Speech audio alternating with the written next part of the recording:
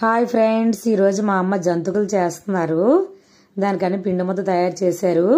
ఈ పిండి ఏంటంటే 3 కప్పులు వరిపిండి, 1 కప్పు పుట్నాల పప్పు పిండి, అంటే చట్నీ చేసుకుంటాం కదా ఆ పప్పు పిండి.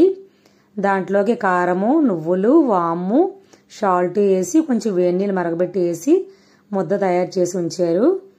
దాన్ని ఇలా జంతికల గొట్టంలో పెట్టి నాకు ఇస్తున్నారు. నేను జంతికలు వేస్తున్నాను. ఇది గొట్టం కొంచెం గట్టిగా పిండవలసి వస్తుంది. ఈ టైపు గొట్టాలు అయితే కొంచెం గట్టిగా పిండితే సరిపోతుంది. ఆయిల్ మాత్రం కొంచెం తక్కువ వేసుకోవాలి. ముద్ద పచ్చిది కదా, నూనెలో వేసేసరికి నూనె పొంగిపోతుంది పైకి. ఇంకా చూసారా, జంతిక తయారైపోయింది, తీసాను.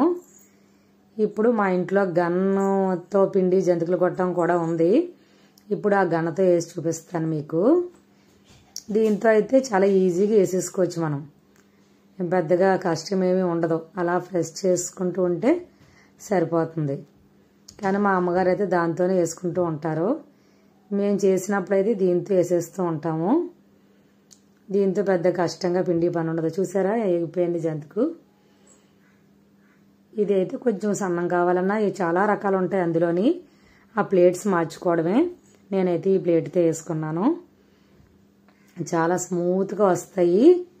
చూడండి, జంతుకు చాలా స్మూత్గా ఉంటాయి. పిల్లలు చాలా ఇష్టంగా తింటారు. స్నాక్స్కి, క్యారేజ్ బాక్స్కి పెట్టడానికన్నా ఈవినింగ్ వచ్చినప్పుడు తినడానికైనా చాలా స్మూత్గా ఉంటాయి ఇవి.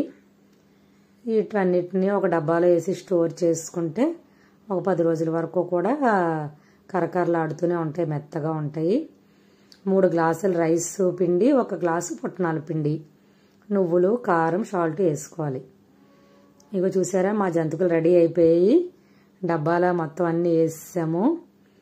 పిల్లలకి స్నాక్స్కి బాగా 1 వారం రోజులు సరిపోతాయి మాకు. డబ్బాలో వేసి ఇలా స్టోర్ చేసుకోవడమే ఫ్రెండ్స్.